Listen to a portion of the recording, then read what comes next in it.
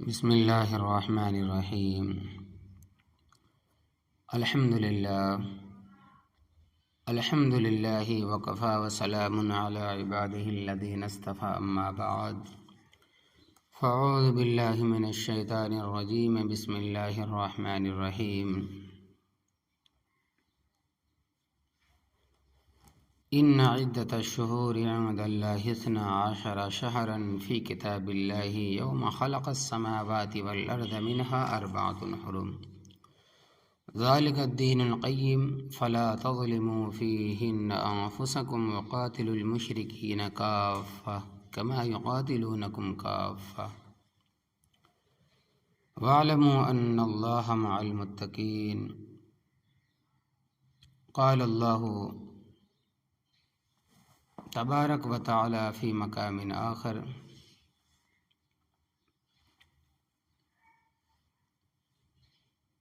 قال رسول اللہ صلی اللہ علیہ وسلم اللہم بارک لنا فی رجب و شعبان وبلغنا رمضان۔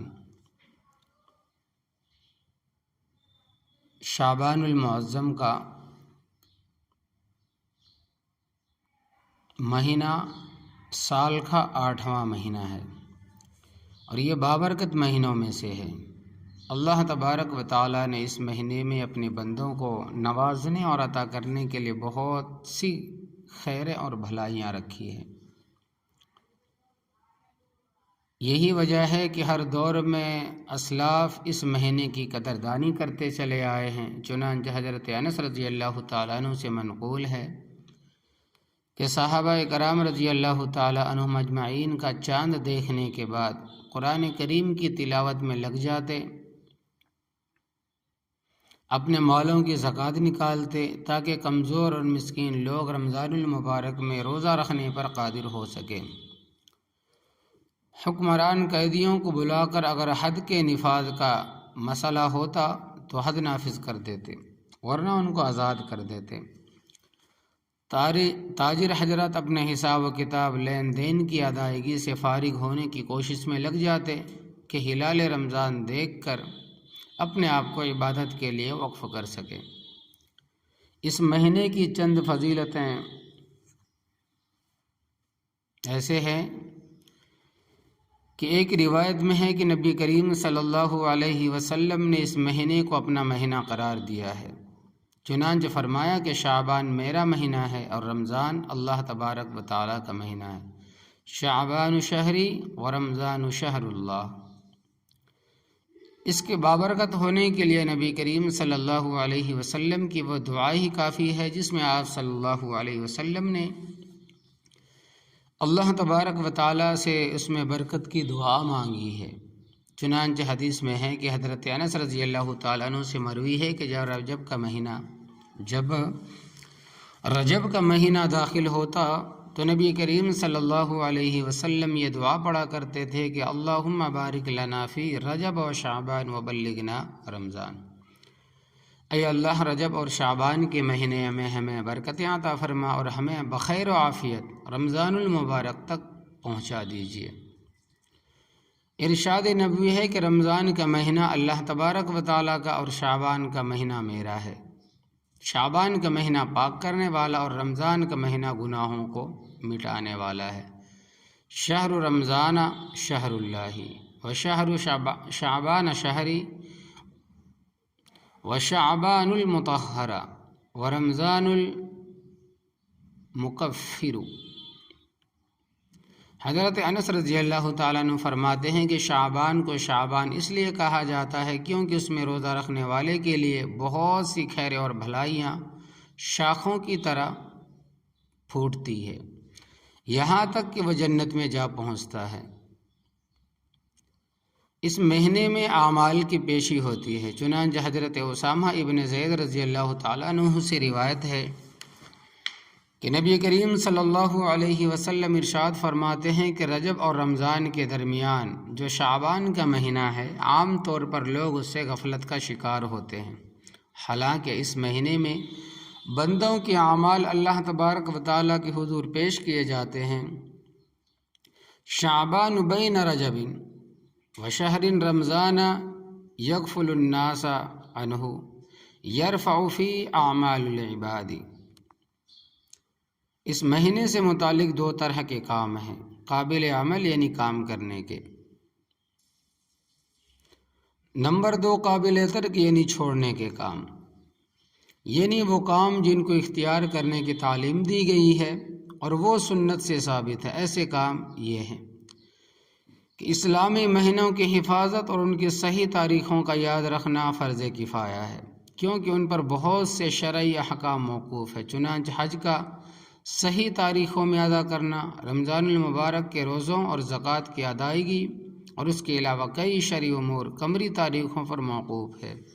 لہٰذا مسلمانوں کو قمری مہینوں کو یاد رکھنا چاہیے اور چاند دیکھنے کا اہتمام کرنا چاہیے، اور شعبان کے بعد چونکہ رمضان المبارک کا عظیم مہینہ آ رہا ہوتا ہے، اس لیے ہلال شعبان کو اور بھی زیادہ اہتمام اور شوق سے دیکھنے کا اہتمام کرنا چاہیے۔ یہی وجہ ہے کہ نبی کریم صلی اللہ علیہ وسلم بھی شعبان کا چاند بڑے اہتمام سے دیکھا کرتے تھے۔ چنانچہ روایت میں آتا ہے کہ حضرت عائشہ صدیقہ رضی اللہ تعالیٰ عنہ فرماتی ہیں کہ نبی کریم صلی اللہ علیہ وسلم ہلال شعبان کی جتنی حفاظت کرتے تھے اتنی کسی اور مہینے کی نہ کرتے تھے۔ کان رسول اللہ صلی اللہ علیہ وسلم یتحفظ من ہلال شعبان ما لا یتحفظ من غیرہ۔ حضرت انس رضی اللہ تعالیٰ عنہ سے مروی ہے کہ جب رجب مہینہ داخل ہوتا، جب رجب کا مہینہ داخل ہوتا تو نبی کریم صلی اللہ علیہ وسلم یہ دعا پڑھا کرتے تھے کہ اللہم بارک لنا فی رجب و شعبان وبلغنا رمضان۔ اے اللہ، رجب اور شعبان کی مہینے میں ہمیں برکت عطا فرما اور ہمیں بخیر و عافیت رمضان المبارک تک پہنچا دیجیے۔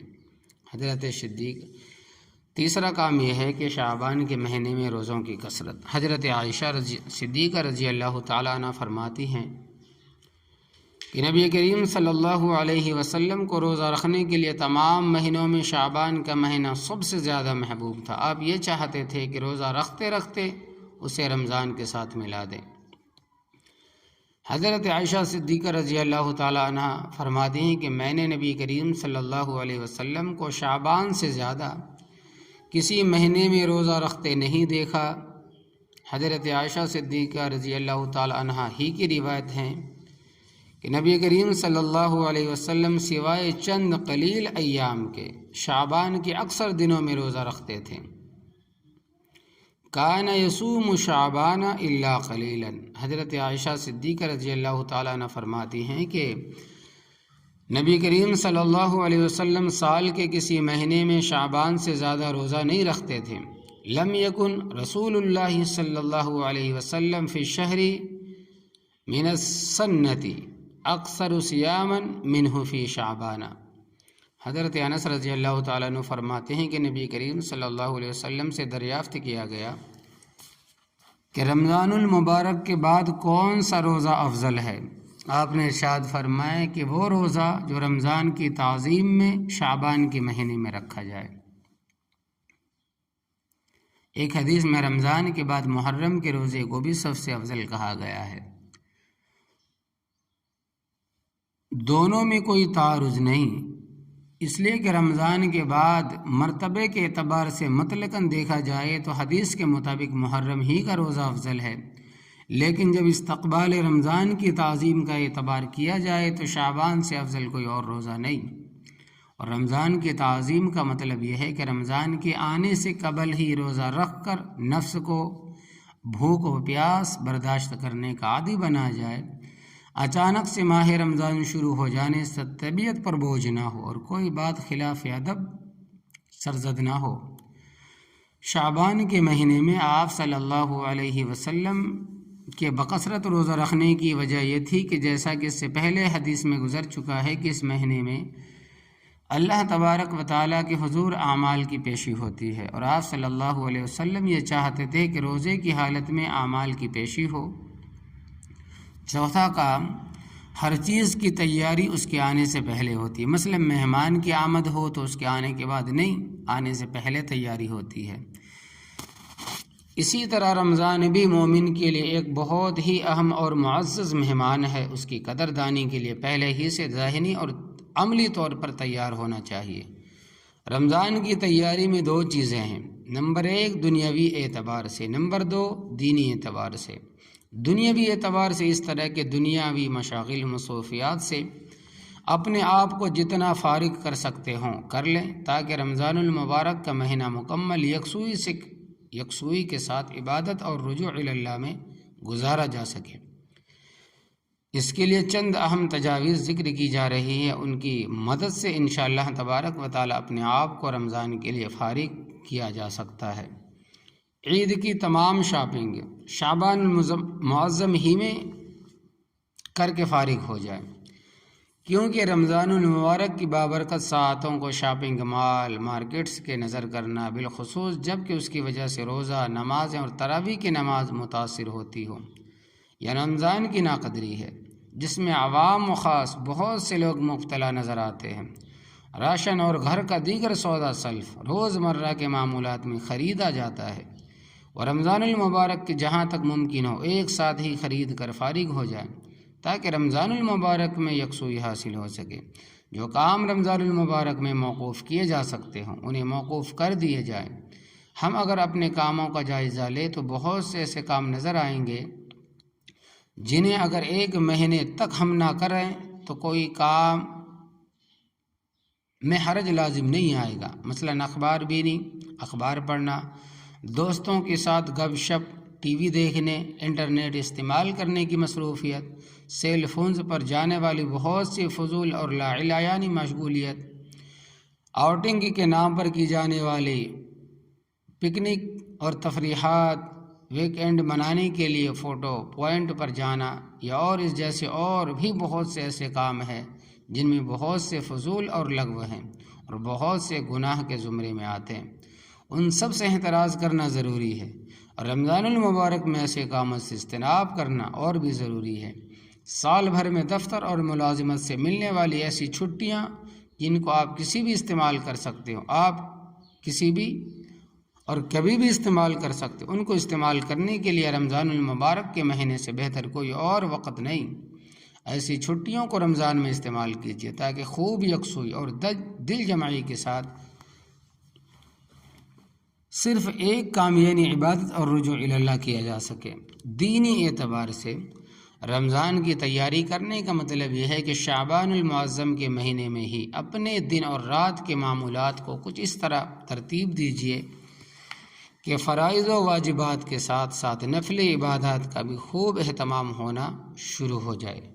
5 فرض نمازوں کو جماعت کے ساتھ مسجد میں ادا کیجیے اور قرآن کریم کی روزانہ تلاوت کریں۔ نفلی نمازیں، اشراق، چاشت، اوابین، تہجد کا اہتمام شروع کر دیں اور خوب دعائیں مانگنے کی کوشش کریں، اور اس کے لیے قرآن و حدیث کی دعاؤں کا ایک بہترین مجموعہ جس کو حضرت حکیم الامت اشرف علی تھانوی رحمۃ اللہ علیہ نے 7 منزلوں پر تقسیم کر کے جمع کیا ہے تاکہ ہفتہ وار انہیں بآسانی مانگا جا سکے، اس کو روزانہ پڑھنے کا معمول بنائیں۔ یاد رکھیے، دینی اور دنیاوی اعتبار سے رمضان کی تیاری کا مطلب شعبان میں ہی تیاری کرنا ہے، کیونکہ ہلال رمضان کے نکلنے کے بعد تیاری کرتے کرتے کافی وقت لگ جاتا ہے، اور پھر ان معمولات کی عادت بنتے بنتے بھی دیر لگتی ہے، اور اسی میں رمضان المبارک کا ایک بہت بڑا حصہ ضائع ہو جاتا ہے، برباد ہو جاتا ہے۔ اس لیے جو بھی تیاری کرنی ہے وہ رمضان کے آنے سے قبل ہی کر کے فارغ ہو جائیں۔ 5واں کام، شعبان المعظم کے مہینے میں اللہ تبارک و تعالیٰ نے ایک معظم اور بابرکت رات رکھی ہے، اور اس میں عبادت کرنے والوں کے لیے بے شمار اجر و ثواب مقرر کیا ہے۔ اس رات کو لیلۃ المبارکہ، بابرکت والی رات، لیلۃ الرحمہ، رحمتوں والی رات، لیلۃ الصق، اللہ تبارک و تعالیٰ کی جانب سے جہنم کا پروانہ ملنے والی رات، لیلۃ البرات، جہنم سے بری ہونے والی رات کہا جاتا ہے۔ احادیث طیبہ کی روشنی میں اس عظیم اور بابرکت رات کے چند فضائل بتائے جاتے ہیں۔ پہلی فضیلت، بکثرت لوگوں کی مغفرت۔ ان شب میں یعنی کہ اس رات میں 15 شعبان کی رات میں اللہ تبارک و تعالی بے شمار لوگوں کی مغفرت کر دیتے ہیں۔ چنانچہ حضرت عائشہ صدیقہ رضی اللہ تعالیٰ عنہ نبی کریم صلی اللہ علیہ وسلم کا یہ ارشاد نقل فرماتی ہیں کہ بے شک اللہ تبارک و تعالی شعبان کی 15ویں شب میں آسمان دنیا پر اپنی شان کے مطابق نزول فرماتے ہیں اور قبیلہ کلب کی بکریوں کے بالوں کی تعداد سے بھی زیادہ لوگوں کی مغفرت فرما دیتے ہیں۔ ان اللہ عز وجل ينزل ليلة النصف من شعبان إلى السماء الدنيا فيغفر لأكثر من عدد شعر غنم کلب۔ قبیلہ بنو کلب عرب ایک قبیلہ جو بکریاں کثرت سے رکھنے میں مشہور تھا، اور بکریوں کے بالوں کی تعداد سے زیادہ مغفرت کرنے کے 2 مطلب ذکر کیے گئے۔ پہلا مطلب یہ کہ اس سے گناہ گار مراد ہے، یعنی اس قدر کثیر گناہ گاروں کی مغفرت کی جاتی ہے جن کی تعداد ان بکریوں کے بالوں کی تعداد سے بھی زیادہ ہوتی ہے، اور اس کا اصل حاصل یہ ہے کہ بے شمار لوگوں کی مغفرت ہوتی ہے۔ دوسرا مطلب یہ بھی بیان کیا گیا ہے کہ اس سے گناہ گار نہیں بلکہ گناہ مراد ہے، یعنی اگر کسی کے گناہ بنو کلب کی بکریوں کے بالوں سے بھی زیادہ ہو تو اللہ تبارک و تعالیٰ اپنے فضل سے معاف فرما دیتے ہیں۔ دوسری فضیلت دعاؤں کی قبولیت۔ یہ رات دعاؤں کی قبولیت والی رات ہے۔ اس میں اللہ تبارک و تعالیٰ سے مانگنے والا محروم نہیں ہوتا، بلکہ خود اللہ تبارک و تعالیٰ کی جانب سے صدا لگائی جاتی ہے، آواز لگائی جاتی ہے، کوئی مجھ سے مانگے میں اس کی مانگ پوری کروں۔ جیسا کہ حدیث میں آتا ہے کہ حضرت علی کرم اللہ وجہ نبی کریم صلی اللہ علیہ وسلم کا ارشاد نقل فرماتے ہیں کہ جب شعبان کی 15ویں شب ہو تو اس کی رات میں قیام عبادت کرو اور اس کے دن میں روزہ رکھو۔ بے شک اللہ تبارک و تعالیٰ اس رات میں غروب شمس سے ہی، یعنی جب سورج ڈوب جاتا ہے، مغرب ہی سے آسمان دنیا میں اپنی شان کے مطابق نزول فرماتے اور کہتے ہیں ہے کوئی مجھ سے مغفرت چاہنے والا، میں اس کی مغفرت کروں؟ کیا کوئی رزق کا طلب کرنے والا نہیں کہ میں اسے رزق ادا کروں؟ کیا کوئی مصیبت و پریشانی میں مبتلا شخص نہیں کہ میں اسے عافیت عطا کروں؟ کیا فلاں اور فلاں شخص نہیں؟ یہاں تک کہ اسی طرح صدا لگتے لگتے صبح صادق طلوع ہو جاتی ہے۔ اللہ تبارک و تعالیٰ کی جانب سے یہ عطا اور بخشش کی صدا روزانہ رات کو لگتی ہے، اور بعض روایت میں رات کے 1/3 حصے کے گزر جانے کے بعد صبح تک لگتی ہے، اور بعض روایت میں رات کے آخر پہر یعنی آخری تہائی حصے میں لگائی جاتی ہے، جیسا کہ ترمذی کی روایت میں اس کا ذکر ہے۔ لیکن اس شب یعنی شب برات کی عظمت کا کیا کہنا؟ اس رات میں شروع ہی سے یعنی آفتاب کے غروب ہونے سے لے کر صبح صادق تک یہ صدا لگائی جاتی ہے، لہذا ان قبولیت کی گھڑیوں میں غفلت اختیار کرنا بڑی نادانی اور حماقت کی بات، اس لیے اس رات میں فضولیات اور لا یعنی کاموں میں لگنے یا خواب غفلت میں سوئے پڑے رہنے سے بچنا چاہیے، اور اللہ تبارک و تعالیٰ کی جانب رجوع کرتے ہوئے شوق و ذوق کا اظہار کرنا چاہیے۔ واضح رہے کہ دعاؤں کی قبولیت والی رات، اس رات میں دعاؤں کی قبولیت کو حاصل کرنے کے لیے ضروری ہے کہ دعاؤں کی قبولیت کی شرائط کا اچھی طرح لحاظ رکھیں، ورنہ دعا قبول نہیں ہوگی۔ دعا کی قبولیت کے شرائط چند بنیادی شرطیں ہیں۔ دعا مانگتے ہوئے ان چیزوں کا لحاظ رکھنا ضروری ہے۔ پہلی شرط حرام سے اجتناب۔ حدیث کے مطابق جس کا کھانا پینا اور لباس وغیرہ حرام کا ہو اس کی دعا قبول نہیں ہوتی۔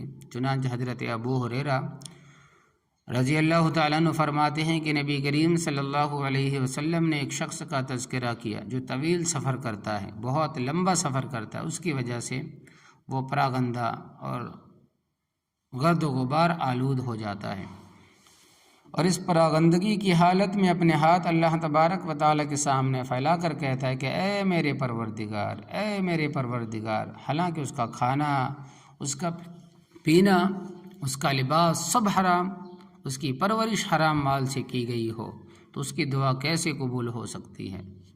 دوسری شرط توجہ سے دعا کرنا، یعنی دل کی توجہ سے اللہ تبارک و تعالیٰ سے ایک دعا کرنا، ایسا نہ ہو کہ غفلت میں صرف رٹے رٹائے دعائے کلمات زبان سے ادا کیے جائے اور دل حاضر نہ ہو کیونکہ حدیث کے مطابق ایسی غفلت کے ساتھ مانگی جانے والی دعا قابل قبول نہیں ہوتی۔ چنانچہ حضرت ابو ہریرہ رضی اللہ تعالی عنہ نبی کریم صلی اللہ علیہ وسلم کا ارشاد نقل فرماتے ہیں کہ اللہ تبارک و تعالی سے قبولیت کے ساتھ، یقین کے ساتھ دعا مانگا کرو، اور جان لو کہ اللہ تبارک و تعالی غفلت اور لاپرواہی میں پڑے ہوئے دل کے ساتھ دعا قبول نہیں فرماتے۔ تیسری شرط، ایک دوسرے کو امر بالمعروف اور نہی عن المنکر کرتے رہنا، یعنی نیکی کا حکم دینا اور گناہوں سے روکنا اسلام کے اہم فرائض اور ذمہ داریوں میں سے ہے۔ جب لوگ اس میں غفلت برتنے لگتے ہیں تو اللہ تبارک و تعالیٰ کا عذاب مختلف شکلوں میں نازل ہوتا ہے، جس کی لپیٹ میں صرف برے لوگ نہیں بلکہ ان کو نہ روکنے والے بھی آ جاتے ہیں۔ چنانچہ قرآن کریم میں اللہ تبارک و تعالیٰ کا ارشاد ہے کہ وَاتَّقُوا فِتْنَةً لَا تُصِيبَنَّ الَّذِينَ ظَلَمُوا مِنْكُمْ خَاصَّةً وَاعْلَمُوا أَنَّ اللَّهَ شَدِيدُ الْعِقَابِ سورۃ الانفال۔ اور ڈرو اس وبال سے جو تم میں صرف ان لوگوں پر نہیں پڑے گا جنہوں نے ظلم کیا ہوگا، اور جان رکھو کہ اللہ تبارک و تعالیٰ کا جو عذاب ہے وہ بڑا سخت ہے۔ اور جب اس امر بالمعروف اور نہی عن المنکر کو ترک کرنے کی وجہ سے اللہ تبارک و تعالیٰ عذاب آتا ہے تو دعائیں بھی قبول نہیں ہوتی۔ حضرت حذیفہ ابن الیمان رضی اللہ تعالی عنہ نبی کریم صلی اللہ علیہ وسلم کا ارشاد نقل فرماتے ہیں کہ قسم اس ذات کی جس کے قبضے میں میری جان ہے، تم لوگ ضرور نیکی کا حکم دیتے اور برائیوں سے منع کرتے رہو، ورنہ قریب ہے کہ اللہ تبارک و تعالیٰ تم پر اپنی جانب سے ایک ایسا عذاب بھیجیں گے، تم اس سے دعا کرو گے لیکن تمہاری دعا قبول نہیں ہوگی، یعنی تمہاری دعاؤں کو اللہ تبارک و تعالیٰ قبول نہیں کرے گا۔ تو محترم حضرات، بزرگوں اور دوستوں، اس سے معلوم ہوا کہ لوگ جب امر بالمعروف اور نہی عن المنکر کو ترک کر دیتے ہیں تو دعائیں قبول ہونا بند ہو جاتی ہے۔ تیسری فضیلت، اس رات کی ایک بہت بڑی فضیلت یہ ہے کہ اللہ تبارک و تعالیٰ بڑی کثرت سے جہنم سے لوگوں کو آزاد کرتے ہیں۔ چنانچہ حدیث میں آتا ہے کہ ایک دفعہ شعبان کی 15ویں شب میں حضرت صلی اللہ علیہ وسلم نے حضرت عائشہ صدیقہ رضی اللہ تعالی عنہا سے فرمایا کہ یہ شعبان کی 15ویں شب ہے، اور اس رات میں اللہ تبارک و تعالیٰ کی جانب سے قبیلہ بنو کلب کی بکریوں کی بالوں کی تعداد کے برابر جہنم سے لوگوں کو آزاد کیا جاتا ہے۔ هذه الليلة ليلة النصف من شعبان وللہ فیہا اتقاء من النار بعدد شعور غنم کلب۔ چوتھی فضیلت، اس رات کی ایک اہم فضیلت یہ ہے کہ اس میں سال بھر کے فیصلے کیے جاتے ہیں، کس نے پیدا ہونا ہے اور کس کو مرنا ہے، کس کو کتنا رزق دیا جائے گا، کس کے ساتھ کیا کچھ پیش آئے گا، سب کچھ لکھ دیا جاتا ہے۔ چنانچہ حضرت عائشہ صدیقہ رضی اللہ تعالیٰ عنہ فرماتی ہیں کہ نبی کریم صلی اللہ علیہ وسلم نے فرمایا، اے عائشہ، کیا تم جانتی ہو کہ اس 15ویں شب میں کیا ہوتا ہے؟ تو حضرت عائشہ صدیقہ رضی اللہ تعالیٰ عنہ فرماتی ہیں کہ میں نے عرض کیا کہ یا رسول اللہ صلی اللہ علیہ وسلم کیا ہوتا ہے؟ آپ صلی اللہ علیہ وسلم نے ارشاد فرمایا، بنی آدم میں سے ہر وہ شخص جو اس سال پیدا ہونے والا ہے اس رات میں لکھ دیا جاتا ہے، اور بنی آدم میں سے ہر وہ شخص جو اس سال مرنے والا ہوتا ہے اس رات میں بھی لکھ دیا جاتا ہے، اور اس رات میں بندوں کے اعمال اٹھا لیے جاتے ہیں، اور اسی رات میں بندوں کے رزق اترتے ہیں۔ ایک روایت میں نبی کریم صلی اللہ علیہ وسلم کا ارشاد منقول کہ ایک شعبان سے دوسرے شعبان تک عمریں لکھ دی جاتی ہے، یہاں تک کہ کوئی شخص نکاح کرتا ہے، اس کی اولاد بھی ہوتی ہے، لیکن اسے معلوم تک نہیں ہوتا کہ اس کا نام مردوں میں نکل چکا ہوتا ہے۔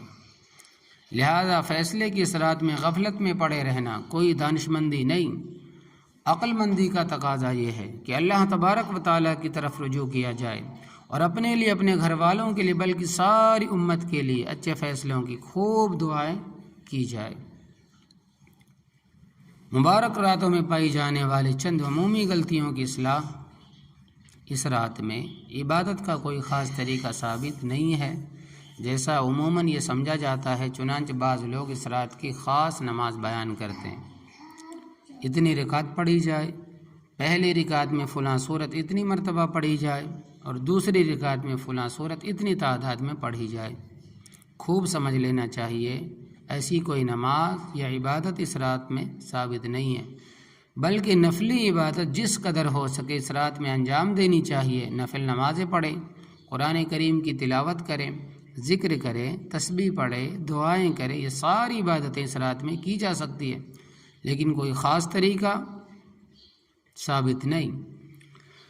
بابرکت راتوں میں جاگنے کا مطلب پوری رات جاگنا نہیں ہوتا، بلکہ آسانی کے ساتھ جس قدر جاگ کر عبادت کرنا ممکن ہو عبادت کرنا چاہیے، اور جب نیند کا غلبہ ہو تو سو جانا چاہیے۔ بعض لوگ پوری رات جاگنے کو ضروری سمجھتے ہیں اور اس کو حاصل کرنے کے لیے پوری رات جاگنے کی بے تکلف کوشش کرتے ہیں، اور جب نیند کا غلبہ ہوتا ہے تو آپس میں گپ شپ، ہنسی مذاق، پان گٹکا، سگریٹ بیڑی، کھانے پینے، چائے وغیرہ کے اندر مشغول ہو جاتے ہیں، اور اس میں مسجد کے آداب و تقدس کو بھی پامال کیا جاتا ہے۔ یاد رکھیے، اس طرح کی فضولیات کسی غیر شرعی فعل میں لگ کر نیکی برباد اور گناہ لازم کا مصداق نہیں بننا چاہیے۔ غروب آفتاب ہی سے رات کی ابتدا ہو جاتی ہے، لہٰذا مغرب ہی سے مبارک راتوں کی برکت کو سمیٹنے میں لگ جانا چاہیے۔ عشاء کے بعد کا انتظار نہیں کرنا چاہیے، جیسا کہ عموماً دیکھنے میں آتا ہے کہ لوگ رات کو جاگنے کا مطلب یہ سمجھتے ہیں کہ 11 بجے جب بستر پر جانے کا وقت ہوتا ہے تو اس وقت بستر پر جانے کے بجائے مسجد میں جا کر عبادت کی جائے۔ اس غلط فہمی کی وجہ سے رات کا ایک بہت بڑا حصہ برباد ہو جاتا ہے۔ مبارک راتوں میں جاگنے کا مطلب صرف جاگنا نہیں بلکہ عبادت کرنا ہے، چنانچہ صرف ہنسی مذاق، بات چیت، گپ شپ، کھانے پینے پلانے دورے میں جاگتے ہوئے صبح کر دینا کوئی عبادت نہیں، بلکہ بعض اوقات ان عظیم اور بابرکت راتوں میں جھوٹ، چغل خوری، غیبت کرنے، سننے جیسے بڑے اور مہلک گناہوں کا مرتکب ہو کر انسان اور بھی بڑے عذاب کا مستحق بن جاتا ہے۔ اس لیے انفرادی طور پر یکسوئی کے ساتھ جس قدر آسانی سے ممکن ہو عبادت کرنی چاہیے، اور ہر قسم کے ہلے گلے سے قطعاً بالکل بچنا چاہیے۔ مبارک راتوں میں اجتماعی عبادات کے بجائے انفرادی عبادت کا اہتمام کرنا چاہیے، اس لیے ان راتوں میں اجتماعی عبادت کا نبی کریم صلی اللہ علیہ وسلم سے کوئی ثبوت نہیں۔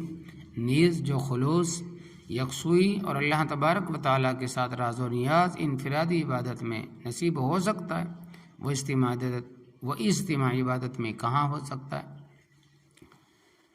مبارک راتوں کو کیسے گزارا جائے؟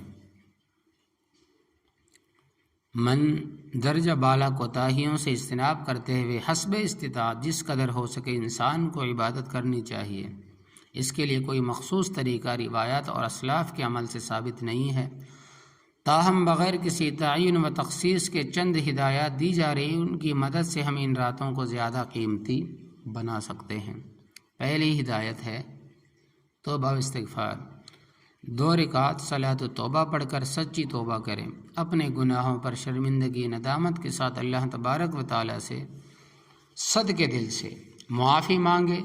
چنانچہ شب قدر کے بارے میں حضرت عائشہ صدیقہ رضی اللہ تعالیٰ عنہ نے جب نبی کریم صلی اللہ علیہ وسلم سے سوال کیا کہ یا رسول اللہ، اگر میں شب قدر پالوں تو اس میں کیا پڑھوں؟ تو آپ صلی اللہ علیہ وسلم نے ان کو بڑا ذکر یا کوئی اور بڑی نماز تسبیح پڑھنے کے لیے نہیں کہا، بلکہ ایک مختصر اور آسان سی دعا تلقین فرمائی جس میں عفو درگزر کی درخواست کی گئی ہے۔ اللہم انک عفو تحب العفو فاعف عنی۔ اس سے معلوم ہوا کہ بابرکت راتوں میں سب سے بڑا کرنے کا کام جو ہے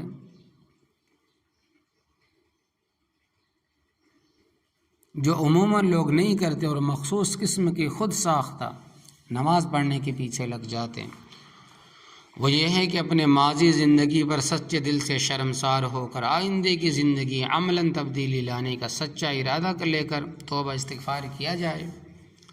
یہ عمل مبارک راتوں کی برکت کو سمیٹنے کا سب سے اہم اور صحیح طریقہ ہے۔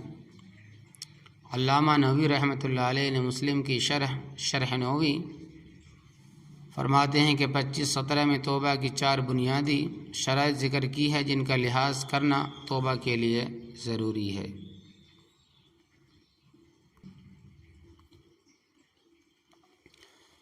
معصیت سے الگ ہو جانا، گناہوں میں مشغول رہتے ہوئے توبہ نہیں ہوتی۔ توبہ کے لیے گناہوں کو چھوڑنا، ان سے کنارہ کش ہونا ضروری ہے۔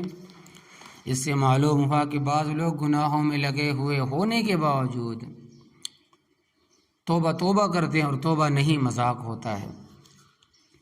جو گناہ دانستگی یا نادانی میں سردر ہو چکا ہے، اس پر شرمندہ ہونا، پشیمان ہونا، یہ بھی توبہ کی شرط ہے۔ اور اسی سے یہ معلوم ہوا کہ گناہ کر کے اس کو لوگوں کے سامنے فخریہ طور پر ہرگز بیان نہیں کرنا چاہیے، جیسا کہ بعض لوگ اس کا ارتکاب کرتے ہیں۔ توبہ کی ایک اہم اور بنیادی شرط یہ ہے کہ دل میں آئندہ نہ کرنے کا پکا عزم اور پختہ ارادہ ہو۔ اگرچہ معلوم ہو کہ میں کمزور ہوں اور کسی وقت دوبارہ پھسل سکتا ہوں، لیکن دل میں اس کو عملاً کرنے کا ہرگز ارادہ نہیں رکھنا چاہیے۔ چوتھی شرط یہ ہے،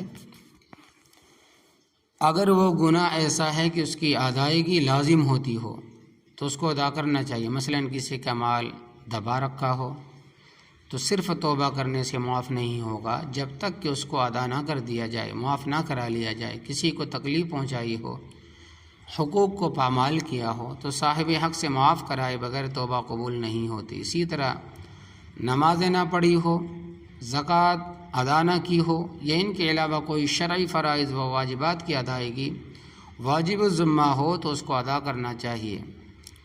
زندگی میں جو نمازیں ادا کرنے سے رہ گئی ہوں ان کو قضا کرنا لازم ہوتا ہے۔ ان کی قضا نہ کی جائے تو بالکل بروز قیامت ان کا حساب دینا ہوگا۔ اور توبہ کی شرائط میں جیسا کہ ابھی گزرا، ان شرعی واجبات کو ادا کرنا اور ان سے سبقدوش ہونا ضروری ہے۔ لہٰذا اپنی توبہ کی تکمیل کی نیت سے زندگی بھر کی نمازوں کر کے ان کی قضا کرنے کی فکر کرنی چاہیے، یعنی ادا کر کے ان کی قضا کرنے کی فکر کرنی چاہیے۔ اور مبارک راتوں میں نفل عبادتوں میں مشغول ہونے سے بدرجہ بہتر شکل یہ ہے کہ مسلمان ان قضا نمازوں کو ادا کیا جائے۔ انشاءاللہ تبارک و تعالی اس میں نوافل میں مشغول ہونے سے زیادہ ثواب حاصل ہوگا، کیونکہ نوافل نہ پڑھنے کا حساب نہیں ہے، جبکہ نمازوں کی اگر قضا نہ کی جائے تو اس کا مواخذہ ہے۔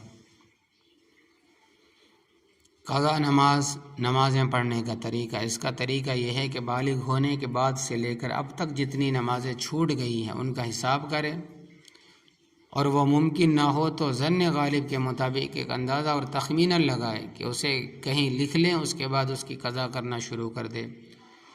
اس میں آسانی کے لیے یوں کیا جا سکتا ہے کہ ہر وقت نمازوں کے ساتھ ساتھ وہی نماز قضا بھی پڑھتے جائے، اور جتنی نمازیں قضا ہوتی جائے انہیں لکھے ہوئے ریکارڈ میں سے کاٹتے جائے۔ ان سے انشاءاللہ تبارک و تعالی مہینے میں 1 مہینے کی اور سال میں 1 سال کی نمازیں بڑی آسانی کے ساتھ قضا ہو جائیں گی۔ قضا نمازوں میں نیت کرنے کا ایک طریقہ یہ ہے کہ ہر نماز میں یوں نیت کرے کہ میں اپنی تمام فوت شدہ نمازوں میں جو پہلی نماز ہے اس کی قضا کرتا ہوں، کیونکہ ہر پہلی نماز قضا کر لینے کے بعد اس سے اگلی خود بخود پہلی بن جائے گی۔ یہ یوں بھی نیت کی جا سکتی ہے کہ میں اپنی تمام فوت شدہ نمازوں میں جو آخری نماز ہے اس کی قضا کرتا ہوں۔ اس طریقے میں بھی جب آخری نماز قضا ہو جائے گی تو اس سے پہلے والی نماز خود آخری نماز بن جائے گی۔ رات میں 3 نمازیں آتی ہے۔ تیسری ہدایت، عشاء فجر ان تینوں کو جماعت کے ساتھ، مغرب عشاء اور فجر ان تینوں کو جماعت کے ساتھ صف اول میں خشوع و خضوع کے ساتھ ادا کیجیے۔ کم از کم جماعت کے ساتھ ان نمازوں کو ادا کرنے والا رات کی عبادت سے محروم نہیں رہے گا۔ چنانچہ حدیث میں آتا ہے کہ حضرت عثمان ابن عفان رضی اللہ تعالیٰ عنہ سے نبی کریم صلی اللہ علیہ وسلم کا ارشاد منقول کہ جس نے عشاء کی نماز جماعت کے ساتھ ادا کی اس نے گویا آدھی رات عبادت کی، اور جس نے صبح کی نماز جماعت کے ساتھ ادا کی اس نے گویا پوری رات نماز پڑھی۔ چوتھی ہدایت، جیسا کہ پہلے عرض کیا جا چکا ہے کہ مبارک راتوں میں کوئی مخصوص عمل تو ثابت نہیں، البتہ چند فضیلت والے اعمال جن میں کم وقت کے اندر زیادہ نیکیوں کا ذخیرہ جمع کیا جا سکتا ہے وہ ذکر کیے جا رہے ہیں۔ انہیں بغیر کسی تخصیص و تعین کے اختیار کیجیے تاکہ زیادہ سے زیادہ نیکیاں جمع کی جا سکے۔ اوابین کی نماز، مغرب کے نماز کے بعد اوابین کی نماز ہے، جس کو کم از کم 6 رکعت ہیں اور زیادہ سے زیادہ 20۔ آپ کوشش کر کے مبارک رات کی برکتوں کو سمیٹیں اور 20 رکعت ادا کیجیے۔ حدیث کے مطابق 12 سال کی عبادت کا ثواب حاصل ہوتا ہے۔ حضرت ابو ہریرہ رضی اللہ تعالی عنہ نبی کریم صلی اللہ علیہ وسلم کا ارشاد نقل فرماتے ہیں کہ جس نے مغرب کی نماز کے بعد 6 رکعت اس طرح ادا کی کہ ان کے درمیان کوئی بری بات نہ کی ہو، تو ان کا ثواب 12 سال کی عبادت کے برابر ہوتا ہے۔